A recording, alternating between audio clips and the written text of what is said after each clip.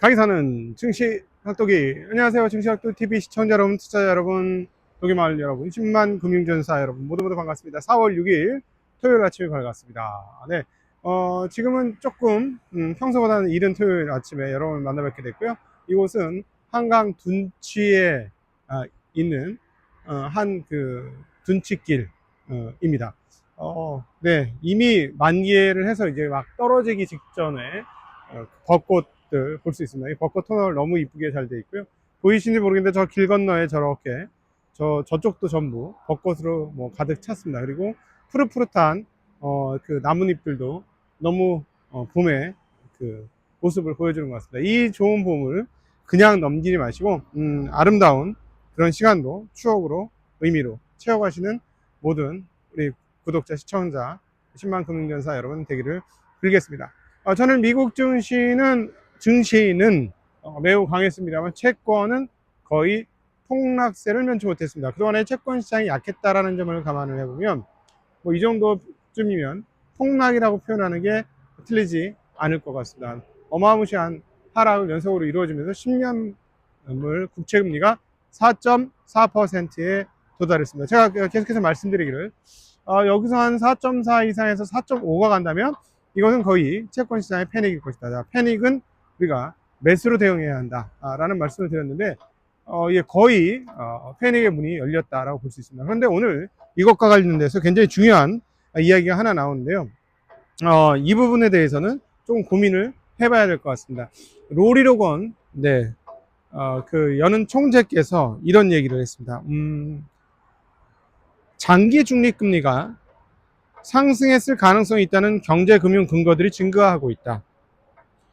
일부 모델에서는 중립실질금리를 2% 이상으로 추정하는데 이는 연방공개시장위원회의 금리가 4% 이상인 것에 해당한다. 그러면서 모든 모델 추정치는 부정확하고 신뢰 구간이 넓다. 이런 얘기를 했습니다. 이 부분에 대해서는 월요일날 다시 한번 심도 있게 서로 간의 대화를 한번 나눠 봤으면 좋겠는데요. 이 굉장히 큰 의미가 있는 이야기입니다. 장기금리, 중립금리가 상승했을 가능성이 있는데 그냥 너희들이 모델을 가지고 얘기를 하는데 2% 자꾸 얘기하는데 2%면 그냥 2%라고 얘기하면 안 되고 FOMC의 금리가 콜 금리가 4%여야 해 라는 얘기를 한 거죠. 저는 이렇게 되면 2% 넘는 거 아니야 라고 얘기했는데 역시 저는 경제 전문가는 아닌가 봅니다. 로리 로건이 이런 정도로 대응을 했다는 건 장기 중립금리가 2%에 도달하는 건 그렇게 쉬운 일은 아니다라는 이야기를 한 것으로 저는 들리거든요. 네, 그렇게 들립니다. 근데 어찌되었건 또 뒤집어서 생각을 해보면 장기 그 중립금리가 2% 정도 수준을 갈 수 있는 상황이라면 기준금리는 4% 정도 돼야 된다라는 이야기를 그렇게 해석할 수 있겠습니다. 자, 그렇다는 말은 무슨 말이냐?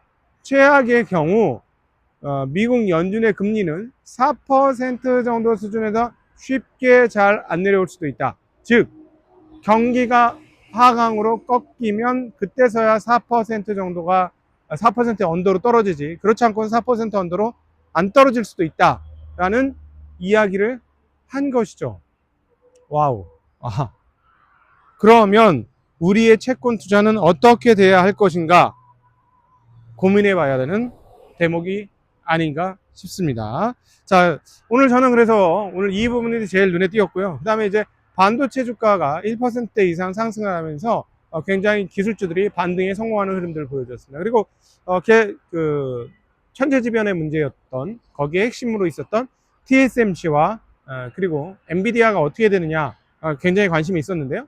네, 오늘 반등을 했습니다. 지금 들리는 뉴스에 의하면 TSMC가 당한 충격은 적지 않을 수 있다라는 계속 뉴스들이 나오고 있음에도 불구하고 TSMC 주가 올랐고요. 엔비디아도 주가 올랐습니다. 자, 이 부분은 며칠 더 보시죠. 며칠 더 보시면서 과연 이번 대만 지진으로 인해서 TSMC 파운드리 공정에 문제가 없었는지는 조금 더 며칠 시간을 주면서 확인을 해야 되는 대목이 아닌가 싶습니다. 자, 가장 중요한 포인트는 뭐였을까요, 오늘? 네, 모두가 이제 이 얘기만을 할 건데, 제 눈에는 로리 로건의 말이 너무 눈에 띄어가지고 이거부터 먼저 말씀드렸는데요. 네, 역시 오늘 핵심은 고용입니다. 비농업 고용. 이게 토요일마다 이 비농업 고용을 이야기를 드리는데, 지난달에도, 와, 미친나. 지지난달이었죠. 미친는갑다. 막 이런 정도였는데, 와, 이번에 또 그렇게 나왔습니다. 30만 3천 나왔습니다. 와, 깜짝 놀랐는데, 23년 5월 증가폭으로는 이제 최고의 증가를 보여주면서, 나왔는데요. 이전에는 27만이었습니다. 예상은 21만 2천이었습니다. 근데 얼마 나왔다고요? 30만 3천이 나왔습니다. 어마무시하게 나왔는데요. 실업률은요, 3.9에서 3.8이 나왔습니다. 실업률은 좀 오히려 떨어졌죠. 자, 이렇게 되니까 어떻게 됐을까요? 채권시장. 네, 뭉개졌죠. 채권시장에 거의 10bp 가까이 금리가 장기물 쪽에서 튀었습니다. 요거는 이제 자세히 월요일날 여러분들과 함께 수치를 보면서 이야기를 나눌 수 있으면 좋을 것 같고요. 눈에 띄었던 거는 미국 평균 시간당 임금이 전년 대비 4.1% 증가입니다. 지난번에는 4.3이었으니까 떨어졌나요? 네. 주식쟁이와 이 금융하는 사람들이 퍼센트 떨어졌으니까 떨어졌다라고 얘기하는데, 제가 생각하기에는 이 절대치 숫자에 대한 생각을 좀 해봐야 되는 상황인 것 같아요. 이 부분도 월요일날 다시 한번 이야기를 나눠보도록 하죠. 저는 지금 사실은 오늘 곧 이 영상 촬영 끝나자마자 건강검진을 받으러 이동을 해야 되기 때문에 서울에 있습니다. 그리고 서울 한강 둔치고 자동차 도로가 옆에 있고, 네, 이렇게 뚝방길이 있어서 운동하시는 분도 정말 많고 사람도 정말 많은데 시끄럽네요. 정신이 하나도 없어요. 여러분 뭐 자동차 지나가는 소리가 아마 좀 들리긴 할 텐데 굉장히 시끄러운 도시입니다. 이렇게 유유자적한 꽃그림 옆에는 시끄러운 소리가 많아서 제가 그래서 아마 이런 것들 때문에 아마 시골로 이사한 게 아닌가. 굉장히 정신이 없습니다. 지금 여러분들에게 이야기하면서 미셸 보만 연준 이사와 토마스 바킨 리치먼드 연은 총재의 발언이 있었는데요. 너무 금리 인상이 이르면 문제가 된다라는 기존의 발언들을 되풀이했습니다. 이 부분도 월요일날 조금 더 자세히 여러분들과 나눌 수 있도록 그렇게 하겠습니다. 자, 이 고용 그리고 계속되는 임금 상승, 다음 주에 이 부분에 대해서 얘기합니다. 이선엽 이사와 함께 어제 저녁에 대담을 했는데요.